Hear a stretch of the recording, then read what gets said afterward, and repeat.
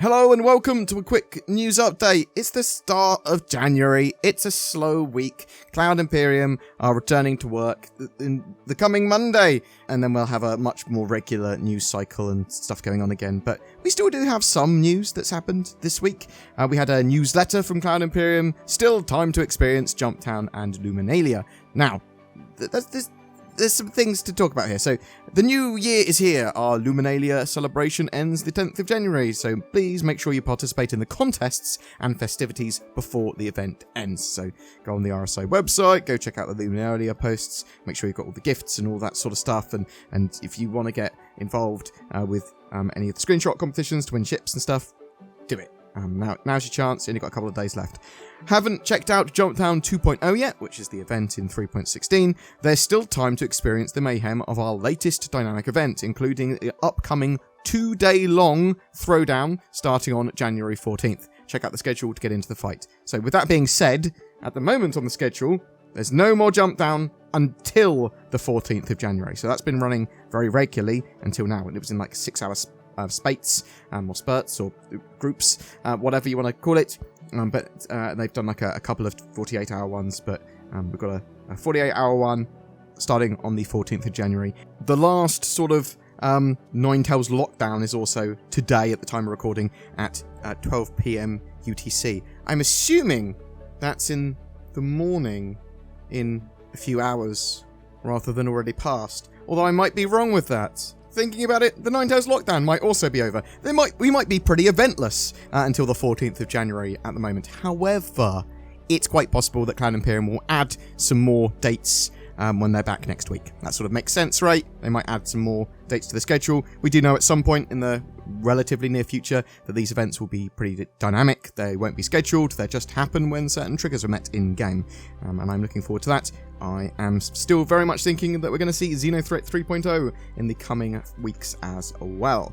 It's also the last chance to grab some ships that are currently on sale. So if you want to grab an Anvil Spartan, an Aegis Redeemer, a Ares sort of Ion or Inferno, or an Argo Raft, as well as the concept Misk Odyssey, well, you can, and they're on sale until 8 PM on the January 10th. So pick one up while you can if you want one.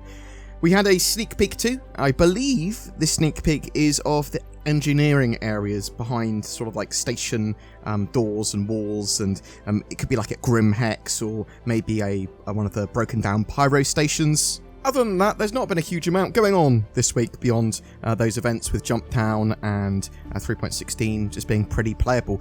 I love the 3.16 patch. It is the most stable patch I've ever played for Star Citizen. It's the most accessible patch. I mean, it would play pretty much most missions and gameplay that they currently have available pretty well.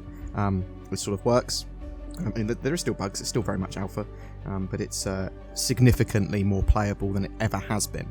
There's been a lot of talk about ship balance this week with the Ares Ion and Cloud Imperium talking a bit how they balance stuff. It's not just based on metrics. They do listen quite a lot to feedback and spectrum and people's worries, and they do have future balance in mind once there's a lot more going on with physicalized components and more ships coming into the game. But they have to make sure ships like the Ares Ion or ships like the Redeemer or whatever else aren't just breaking the current meta and the plans for the game, and they need to make sure the game is playable now when they do balance, but obviously there will be a lot more balance in the future. You can expect a lot happening next week though. We're going to have a big old juicy monthly report which will combine November and December and current plans all into one for both Star Citizen's Persistent Universe and Squadron 42.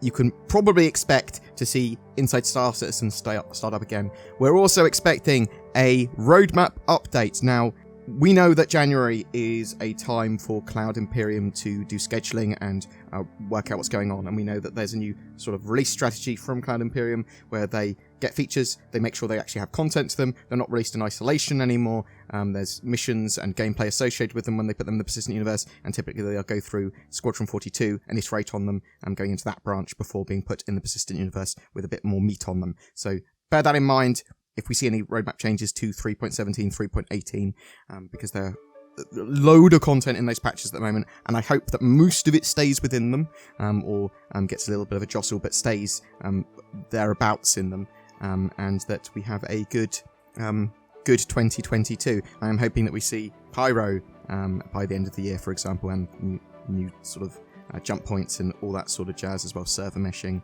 Hopefully as well, within the next couple of weeks, Cloud Imperium will start testing 3.16.1, and then that will go into the live, and that will bring with it new points of interest with derelict spaceships on the ground, sort of them being associated with missions and exploration. There's going to be lots of loot there, there's going to be layers of trip mines there. Well, actually quite a bit to the game and reasons to explore and look around. I think a lot of people will be pretty excited for some of the loot that you might be able to find there. Anyway, that was it for this sort of quick little news update. Hope you found that interesting or informative in some way. Please, if you are having a great ton of fun with 3.16 or Jumptown or the Ninetales Lockdown, tell me in the comments below. Do you think we're going to see Xenothreat 3.0 in the next few weeks and 3.16.1 as well? Whatever your thoughts, I'd love to hear from you in the comments below. What is best in life? To crush your enemies? To see them driven before you? And to hear the lamentations of their women? No, of course not. It's NordVPN. I never saw Conan the Barbarian checking his bank balance and then watching some cool shows on Netflix, all while protecting his privacy and being super secure. To be honest, I can't even remember Conan wearing a shirt. Silly Conan. And now, a big old snake god's got your internet history. Good job. Don't be a Conan the Barbarian. Check out NordVPN. Links below for powerful discounts too. Every month we have a ship giveaway for January 2022. It's for a Drake Cutlass Steel, a light assault dropship variant of the Cutlass, perfect for attacking Jumptown and similar narcotic processing areas. All you need to do to be in for a chance of winning that Star Citizen ship is comment on any of my videos made during the month. More details down below. If you would like to further support the channel, consider clicking the join button under my videos or becoming a Patreon. Comments, suggestions, likes and shares all help the channel massively too, so always feel welcome to share your opinion or feedback. Thanks for watching, and I hope to see you in the verse.